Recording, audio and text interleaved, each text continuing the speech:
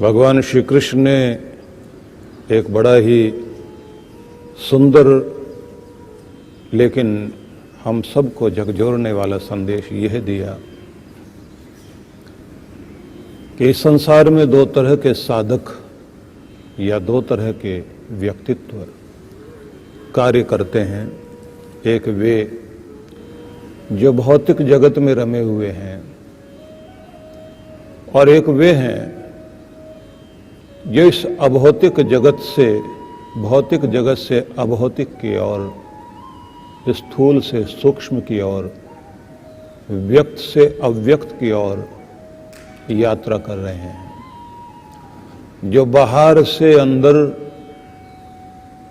मुड़कर अपने चेतना को अंतर्मुखी करते हुए स्वयं को और इस ब्रह्मांड को और ब्रह्मांड के निर्माता परमेश्वर को जानने की चेष्टा में जो लगे हुए हैं, ऐसे दो तरह के व्यक्तित्व इस दुनिया में दिखाई देते हैं।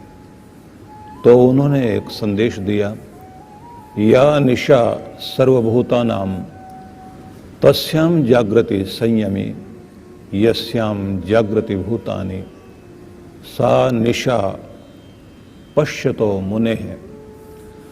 सब प्राणियों के लिए जो रात्रि है उसमें कोई संयमी, कोई साधक, कोई जितेंद्रिय पुरुष जागता है, और जिसमें प्राणी जागते हैं वह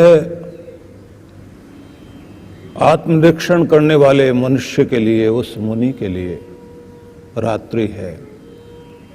जहां ये जग जागता है वहां मुनि, साधक, योगी जागी हुई दुनिया के प्रति सोया हुआ है, और जहां ये दुनिया सोई पड़ी है उस ओर से साधक जागा हुआ है। कुछ विरोधाभासी शब्द लगते हैं ये, कि जहां दुनिया सो रही है साधक जाग रहा है, मतलब उल्टा चल रहा है कोई। इसका सीधा भाव ये है कि मोह निद्रा में जगत सोया पड़ा हुआ है, लेकिन मोह निद्रा को त्याग कर एक जागा हुआ मनुष्य इस मोह के पार, आसक्ति के पार, दुनिया के अटैचमेंट से दूर, वह उस और जागा हुआ है जहां दुनिया सोई हुई है। दुनिया का ध्यान नहीं कि कोई दूसरा जगत भी है, दुनिया का ध्यान नहीं है कि परमात्मा भी है, दुनिया का ध्यान नहीं है कि कोई आध्यात्मिक प्रगति भी हो सकती है, संसार का ध्यान नहीं है इस बात पर कि हमारे बाहर जो कुछ घट रहा है वो हमारे अंदर के कारण है। हमारा बाहर व्यवहार जो दिखाई देता है उसकी जड़ें हमारे अंदर हैं। इसलिए जो हमारे अंदर हमारा व्यक्तित्व बना हुआ है उसको देखने की चेष्टा में जो लगा है वो साधक है, वो मुनि है। और जो केवल बाहर की दुनिया, जिधर मुंह उठाया उधर चल पड़े, जो मन भाया उसी तरफ हम खिंच पड़े, जहां हमें थोड़ा आकर्षण दिखाई दिया, जैसे बच्चे को समझ नहीं होती, वो ऐसी चीज़ों को भी पकड़ने लगता है जिससे उसको बचाना पड़ता है। इसलिए उसको बच्चा कहा जाता है, उसे बचाना पड़ता है। बचा बचा शब्द ही बच्चा बना है, क्योंकि उसे बचाना है आपको। और जो साधक है, मुनि है, वो खुद बचा हुआ है और इस दुनिया को बचाने में लगा हुआ है। इसलिए शब्दों को ध्यान में रखते हुए इसकी गहराई में जाइए कि सभी प्राणियों के लिए जो रात होती है उसमें संयमी साधक व्यक्ति जागता रहता है, और जो समय सबके जागने का समय है वह देखने वाले क्रांतदर्शी मुनि के लिए रात होती है। समझने वाली बात है कि हम उस तरफ से थोड़ा सो जाएं जिधर हमने अपने आप को बहुत जगाकर अपनी चैन को, नींद को खत्म कर लिया। साधक व्यक्ति का सोना अलग है, जो सोवे सो शून्य में सोना सीख जाना, इसी को ध्यान कहा जाता है। मन की वह स्थिति जहां विचार शांत हो जाए और उसमें आप जागृत मन को भी सुला दें। जागृत मन से मतलब जहां आप हर समय विचार करते रहते हैं, सोचते रहते हैं, वह मन भी सो जाए और जो आपका अवचेतन मन है वह तो अपनी क्रियाएं अंदर अंदर कर रहा है। आपकी आंखों का खुलना, बंद होना, आपके हृदय की धड़कनों का चलना, रक्त संचार का कार्य करना, ये सारी चीजें आपका सब कॉन्शस और अनकॉन्शस, ये दोनों अपनी भूमिका निभा रहे हैं। लेकिन आपका जागृत मन, कॉन्शस माइंड, इसको जब आप सुला देते हैं तो मस्तिष्क आपका सो गया, आपका शरीर पत्थर जैसा शिथिल और दृढ़ हो गया, मस्तिष्क भी शांत, शरीर भी शांत, और आप मूर्ति की तरह हो गए। अब आप अनुभव करते हैं कि मन ही तो था जो इस जगत को पकड़ रहा था। जगत में जाता था, वहां से आता था, मन पुरानी यादों को लेकर आता था, भविष्य की कल्पनाएं रचता था। मन हर पल कुछ न कुछ नया रचने के लिए, कुछ पुरानी चीज़ों पर विचार करने के लिए आपको संसार में फंसाए हुए था। अब विचार शांत हो गए, मन शांत हो गया, मस्तिष्क खो गया है, मस्तिष्क को सुला दिया आपने, शरीर भी शांत हो गया। अब उस स्थिति में, शून्य में, आकाश में, विचार शून्यता में आप सो गए, तो समझ लीजिए भगवान के लिए जाग गए। अब परमात्मा की पवित्र किरणें आपको छूने के लिए आने लग गई, शांति आने लग गई, प्रेम अंदर आ रहा है, आनंद की धाराएं बह रही हैं। आप अपने भीतर ही भीतर परमात्मा की चांदनी में स्नान कर रहे हैं। आपको एक अलग ही आनंद आ रहा है। दुनिया दौड़ रही है क्योंकि दुनिया के लिए दिन है। साधक आंखें बंद करके बैठा है, दुनिया को लगता है ये तो सो रहा है, लेकिन वो सोया नहीं है, वो भगवान में जागा हुआ है। अब भगवान में जाग जाइए, और जहां संसार विषय वासनाओं के प्रति जागा हुआ है, दौड़ रहा है, ये प्राप्त कर लूं, वो इकट्ठा कर लूं, संसार के पदार्थ जोड़ लूं, दुनिया जिस तरफ जागृत होकर पूरी ऊर्जा उधर लगाए हुए है, पूरी क्रियाएं जिधर चल रही हैं, वहां की तरफ पीठ फेर कर बैठा हुआ है साधक। उसको पता है कि इस संग्रह करने वाली दुनिया में मेरा कोई स्थान नहीं है। इसलिए साधकों के लिए अपरिग्रह को स्थान दिया गया है। परिग्रह में संसार की चीज़ों के ग्रहण करने में, संग्रह वृत्ति में अपना ध्यान हटाना है। जितना जोड़ते चले जाओगे, जितना जितना संसार के पदार्थ इकट्ठा करते जाओगे, आपका मोह बढ़ता चला जाएगा। इसका मतलब ये नहीं है कि आप सांसारिक कार्य नहीं करें। कृष्ण भगवान ने एक उदाहरण विदेहराज का दिया, जनक का दिया है, और जो उदाहरण दिया है वो आदर्श है कि राजमहल में, समृद्धि में, राजनीति के शिखर पर बैठा हुआ एक व्यक्ति योगी होकर जीवन जी रहा है। कृष्ण भगवान द्वारिका नगरी के द्वारकाधीश हैं और समस्त भारत को, खंडित भारत को अखंड बनाने में लगे हुए हैं। वो युद्ध से लौट रहे हैं तो अर्जुन को भी कहते हैं ध्यान करो। वो संधि के लिए जा रहे हैं प्रस्ताव लेकर कि युद्ध ना हो, एक और मौका दिया जाए शांति हो जाए। तो उस दिन भी अपनी साधना, अपना ध्यान, अपना यज्ञ, अपना दान पुण्य, बड़ों का आशीर्वाद, गौओं को चारा, ब्राह्मणों के प्रति उनके लिए कुछ भेंट, वो सब करते हुए और फिर यात्रा के लिए निकल रहे हैं, कर्तव्य कर्म कर रहे हैं। तो ये ध्यान रख लीजिए कि आपको संसार से भागना नहीं है, संसार में जागृत होकर के रहना, क्योंकि इस संसार की हर चीज आपको सुलाने के लिए है, अपने में लीन करने के लिए। दुनिया के लिए सो जाइए, लेकिन परमात्मा के लिए जाग जाइए।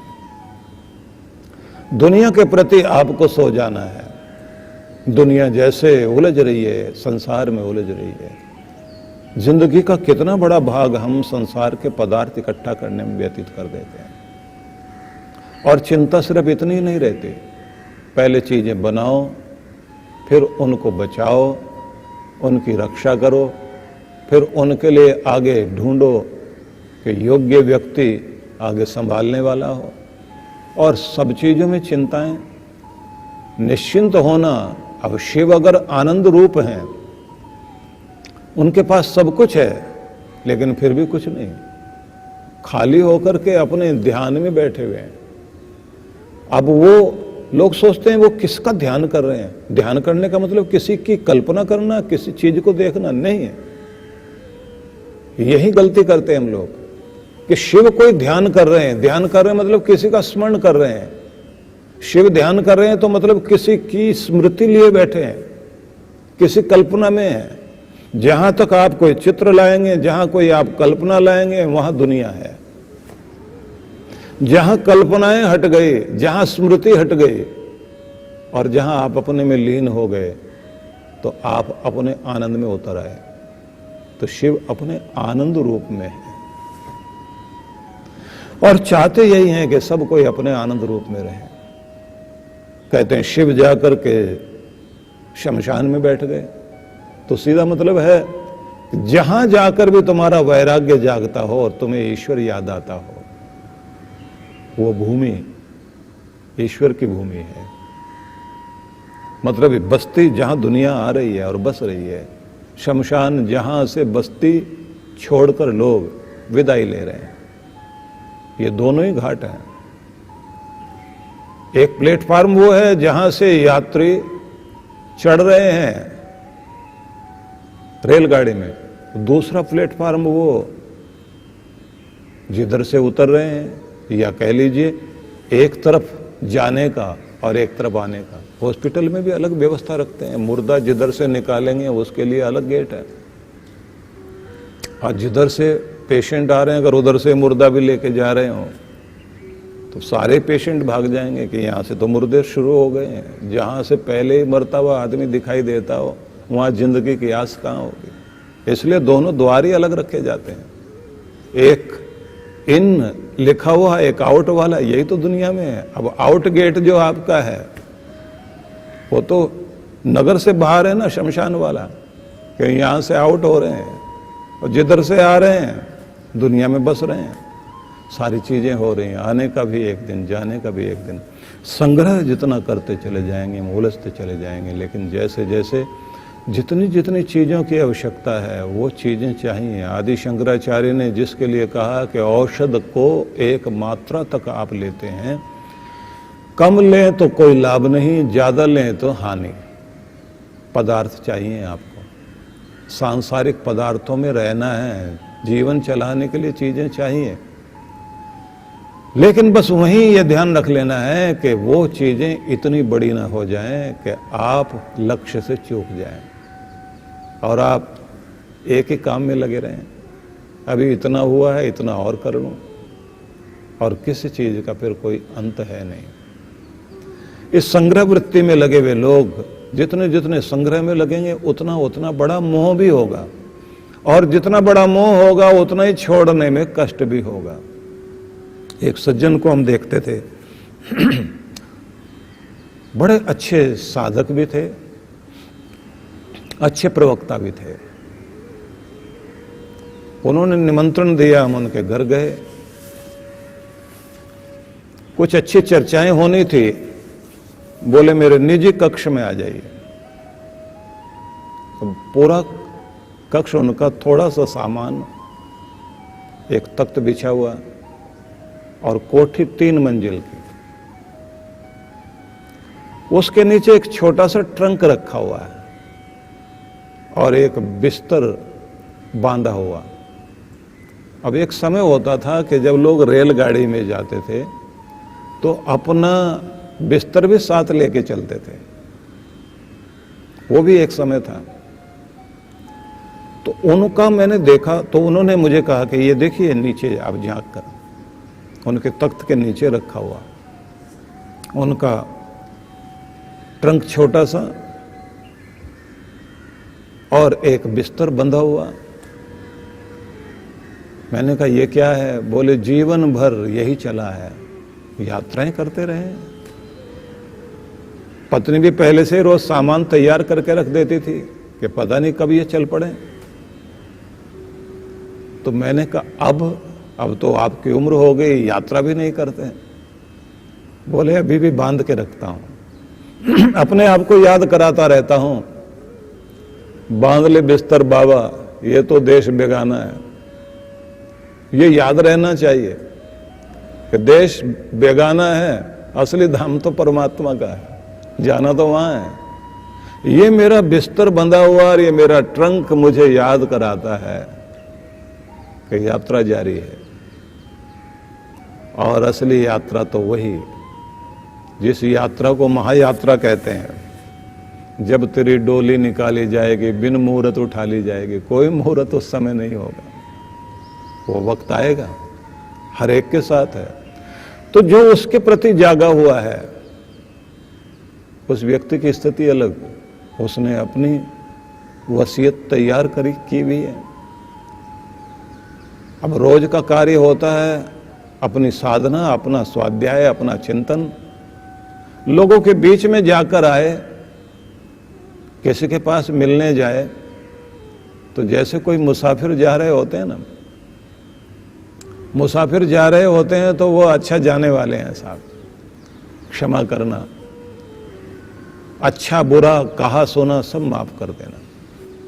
ऐसे करते करते करते करते न जाने कहां कहां तक की लिस्ट बनाकर उन्होंने रखी हुई थी। मैंने कहा ये क्या है?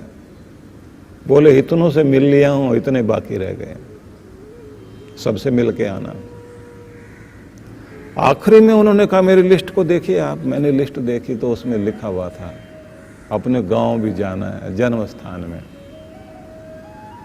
और वहां पैदल चलना है। जैसे वो मेरा गांव, मेरी गलियां, मेरे खेत, मेरे खलियान और टूटी पुलिया जिससे होकर मैं स्कूल की तरफ जाता था, वहां से होकर उस नहर को भी देख कर आऊंगा जहां हम देखने जाते थे, और वो भी मैंने देखने हैं जहां नहर के किनारे वो खट्टे मीठे बेर लगते थे, उन्हें भी मैं तोड़ता था। बोले बचपन की बड़ी स्मृतियां मेरे साथ हैं, एक बार उनको भी देखकर, दुनिया का तमाशा देखकर, क्योंकि विदाई की बेला है, जाना है। मैंने कहा ऐसा ज्यादा सोचोगे तो ऐसा लग रहा है जैसे कल ही जा रहे हो। बोले कल की बात नहीं कह सकते, कभी भी जाना हो सकता है, लेकिन अब जी भर के दुनिया देखता हूं, संसार को देखता हूं, सूरज को देखता हूं, धूप को देखता हूं, बाहर निकलता हूं, हवाओं का आनंद लेता हूं कि इस देश से जाना है, इस दुनिया से विदाई लेनी है। देख लो एक बार अच्छी तरह से, पता नहीं 2 दिन है, 5 दिन है, 5 साल है, नहीं कह सकते, लेकिन इतना जरूर कहता रहता हूं, चलाते हुए चलते हुए जिंदगी की यात्रा बीती है। बस अब फूल जैसे झड़ जाता है ना डाली पर, अभी तो खिला हुआ था, अभी बिखर गया, बस ऐसे चला जाऊं तो अच्छा। बहुत अच्छा लगता था उन्हें देखकर, और लगता था कि एक जिंदा किताब देख रहा हूं। मुझे छोटी आयु में बहुत अच्छे अच्छे ज्ञानी विद्वानों के साथ, साधकों के साथ मिलने का अवसर मिला। अनुभवी लोगों के साथ बैठने का मौका मिलता था। बुजुर्ग लोगों के साथ गृहस्थ लोग अपने जीवन के अनुभव बताते थे, जिंदगी इसे कहते हैं, ऐसा होता है। अब जब मैं छोटी आयु में बूढ़े लोगों की बातें सुनाता था तो लोग कहते थे अभी बूढ़े तो हुए नहीं हो, आप वो बात कहाँ से सुनाते हो। मैंने कहा वो सब मैंने उन लोगों के बीच में रहता हूं कि जिंदगी का पका हुआ फल भी देखने की चेष्टा करता हूं। तो एक तरफ से जागा हुआ इंसान, उसको पता है कि कितना सामान साथ जाएगा, कितना छूटेगा और क्या संग्रह करना क्या नहीं। तो कोई धन संग्रह कर रहा है वो तो दुनिया में सोया हुआ है, और जो धर्म संग्रह कर रहा है वो दुनिया के प्रति जरूर सो गया लेकिन भगवान के प्रति जागृत हो गया। जो भगवान के प्रति जागृत है तो वो धर्म को संग्रह करने में लगा हुआ है। जीवन का अंतिम भाग पूरी ताकत लगाकर धर्म को संग्रह करने में लगा हुआ है, और जीवन के पूरे भाग में भी उसकी चेष्टा ये कि धन भी कमाना लेकिन धर्म पूर्वक कमाना, कामनाएं भी पूर्ति करनी लेकिन धर्म पूर्वक करनी है। इसलिए पुरुषार्थ चतुष्टय में धर्मार्थ, काम, मोक्ष चारों के लिए कहा गया है कि धर्म को अंगूठा मान लो, हर उंगली के साथ अंगूठा जाकर मिलेगा तभी कार्य ठीक चलेंगे। यही तो विश्वास भी है। तो हर जगह धर्म को जोड़ो, धन कमाने में भी, कामनाओं की पूर्ति में भी, संसार के कार्य करने में भी, मुक्ति के साधन इकट्ठा करने में भी, सब चीजों में तुम्हें धर्म को जोड़ना है। तो धर्म से जुड़ गए, धर्म को तुम अपने जीवन में जोड़ते चले जा रहे हो, तो इसका मतलब यह है कि जागे हुए इंसान हो। मोह निद्रा में सोए भी दुनिया और तुम जागे हुए मनुष्य। दुनिया में सुलाने वाली बहुत सारी चीजें हैं, और ध्यान रखिए उन्हें प्रेरणा देने वाले कौन है। उन्हें लगता है कि वो जो साधना में आगे चलते चले जा रहे हैं हम उनको देखें, वो दूर के मुसाफिर, हमको भी साथ ले ले। उनको पुकार रहे हैं कि हमें भी लेकर चल। नील गगन से भी परे सैया जी का गांव, वो तो बहुत ऊंचाई पर है, वहां जाना है मुझे। उनका ध्यान ही अलग है।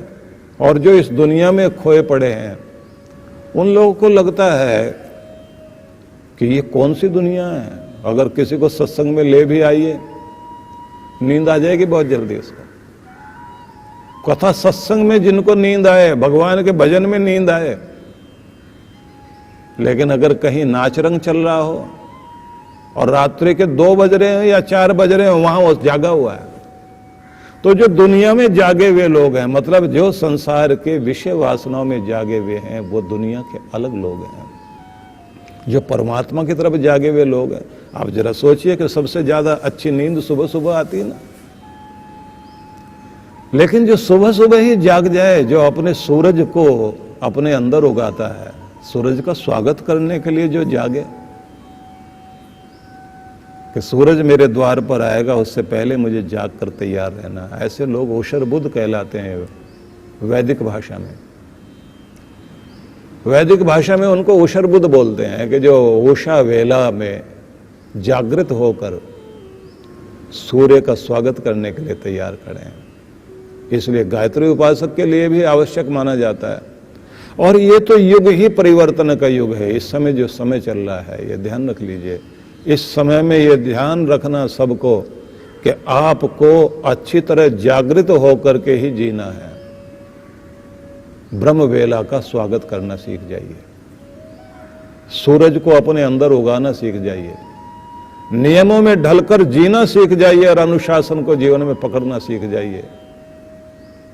सेहत के लिए, स्वास्थ्य के साथ साथ मानसिक स्वास्थ्य के लिए, अपने बौद्धिक विकास के लिए सुबह सुबह जागिए, अपने आध्यात्मिक विकास के लिए सुबह सुबह जागिए। आपको इतना जल्दी तैयार हो जाना चाहिए कि सूरज आता है, आपको कार्यों में लगाता है, आप एक्टिव होते हैं, तो कर्म में लगना है सूरज के साथ। तो उससे पहले सारी तैयारी करके स्नान, ध्यान, पूजन, पाठ सब करके, और जैसे सूर्य आए तो बस उसको जो अर्घ देते हैं ना, वो अर्घ देने का ही मतलब है कि आज फिर मैं तुम्हें कुछ अर्पण कर रहा हूं। जीवन की ये श्वास, इनका कुछ प्रयोग करना है। तो कबीरा सोया क्या करे, उठ बैठा, उठ बैठो रहो जाग, और जाके संग से बिछड़ा, बस वाही के संग लाग। जहां से तुम बिछड़ गए हो, जिस परमात्मा के आनंद को खो दिया, उसके प्रति फिर से लग जाओ। उठो जागो, उत्थातव्यम जागृतव्यम योक्तव्यम भूति कर्म सो। प्रत्येक व्यक्ति को उठ जाना है, जाग जाना है, और अपने महान कार्यों के लक्ष्य के लिए अग्रसर हो जाना, कार्य में लग जाना। तो कहाँ आपको जागना है और कहाँ आपको सोना है, बस ये एक बात ध्यान रखनी है। अगर आप साधक हैं, अगर आप योग के मार्ग पर चल रहे हैं, अगर आप प्रयोग के मार्ग पर भी चल रहे हैं, जीवन के प्रति कुछ प्रयोग करना चाहते हो, उत्थान के मार्ग पर चलने के लिए कुछ प्रयोग करना चाहते हो, तो फिर आपको जहां जागना चाहिए वहां जाग जाइए। जो लक्ष्य के प्रति जागा हुआ है, आलस्य नहीं करेगा, ध्यान रख लीजिए। जो जिम्मेदारियों के प्रति जागा हुआ है, तो जिम्मेदारियां सोने नहीं देंगे, टाइम से उठा देंगे आपको। इसलिए देखा गया है कि शादी हो जाए, बेटा भी हो गया, बेटी हो गई, अब लोगों को देखा है अपने आप उठते हैं, सुबह उठकर काम में लगते हैं। सोने के समय में टीवी पर प्रोग्राम मनपसंद आ रहे हैं, तुरंत बंद करेगा वो, नहीं जल्दी सोना है, जल्दी उठना भी है, जिम्मेदारियां जगा रही हैं। जब आप जिम्मेदार हो गए तो जागरूक भी हो गए। तो कहां जागना है और कहां सो जाना है, यही तो सोचने वाली बात है। कि किसी व्यक्ति के प्रति एक ही चीज देखने योग्य है कि अगर उसके जीवन में उत्थान है, तो सोचो तो सही कि कहां वो जागा है और कहां के प्रति सो गया है। इसलिए कहते हैं कि धीर पुरुष, शूरवीर, वो भी कायर होते हैं। कहाँ कायर होते हैं? कि जहाँ बहकाने वाली चीजें होती हैं। अर्जुन ने कहा था ना कि मैं कायर हूं, तो उस समय उस अप्सरा ने कहा कि कैसी बात करते हो, तुम तो वीर पुरुष हो। बोले बस दुनिया के वो आकर्षण जो मेरे तप को भंग करते हो, वहां तो मैं कायर हूं, और जहां मेरा लक्ष्य है बस वहीं के लिए मैं वीर पुरुष हूं। इसलिए मुझे क्षमा किया जाए। तो जरा सोचिए कि कहीं ना कहीं के प्रति तो आपको भगोड़ा बनना पड़ता है, कहां के प्रति मुंह फेरना है और कहां के प्रति शौर्यवान होना है, इसको विचार करना चाहिए। उत्थान के मार्ग पर चलने के लिए बस यही, जैसे शब्द में हम लोग सुनते हैं ना, जागो रे जिन जागना, अब जागन की बार। अब जागने की बारी है इस मनुष्य की देह में। जागो रे जिन जागना, अब जागन की बार, फिर क्या सोए नानका, जब सोवे पांव पसार। जब आखिर में नींद आ जाएगी, आखिरी नींद, चिर निद्रा, मौत की नींद, पांव फैले हुए होंगे, हाथ फैले हुए होंगे, फिर कोई जगाए भी सही नहीं जाग पाओगे। इसलिए कहा जाता है कि अभी तैयारी कर लेनी चाहिए। बौद्ध साहित्य में कथा आती है, त्रिपिटक बौद्ध ग्रंथों में महात्मा बुद्ध के उपदेशों का, संदेशों का एक बहुत बड़ा खजाना। उसी साहित्य में एक कथा आती है, और कथा भी थोड़ी अलग तरह की कथा है। 5 साल के लिए राजा बनाया जाता है, किसी राज्य का, किसी देश का कोई नियम।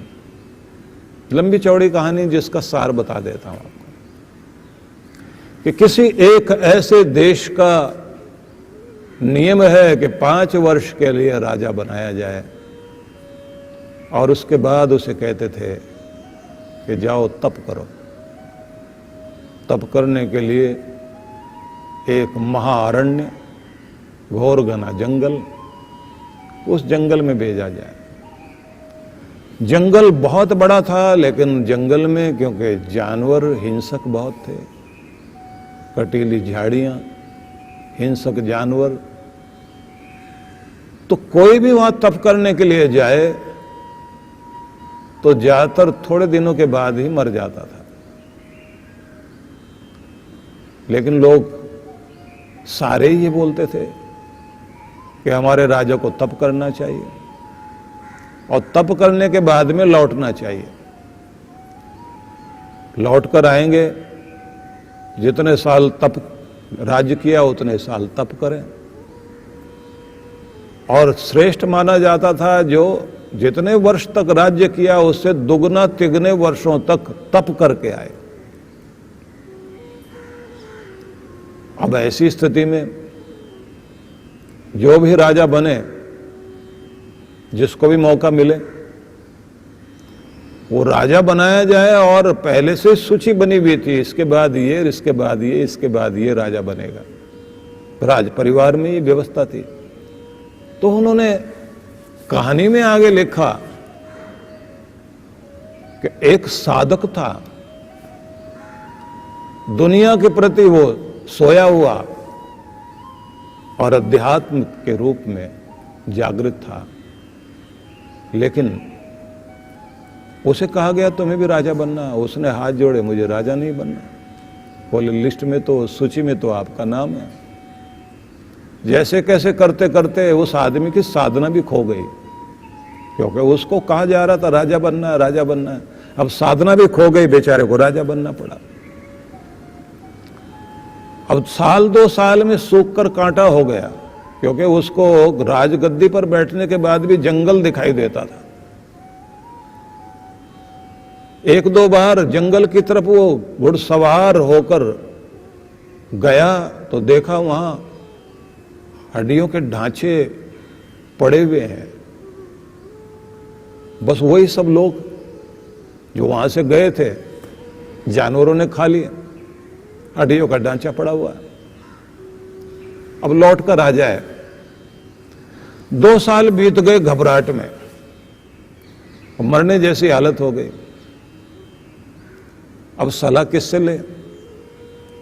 तो जिन्होंने बचपन में उनको थोड़ा साधना सिखाई थी, भगवान की तरफ चलने का रास्ता दिखाया था, उन्हीं की शरण में गए और जाकर के बोले कि महाराज हालत खराब हो गई मेरी, तो राज परिवार में पैदा होना ही बहुत बड़ा गुनाह है, और हम सबको लिस्ट है आगे बनी हुई कि मेरे बाद ये बनेगा, उसके बाद वो बनेगा, और 5 साल निकालना जैसे कैसे वो निकल जाए।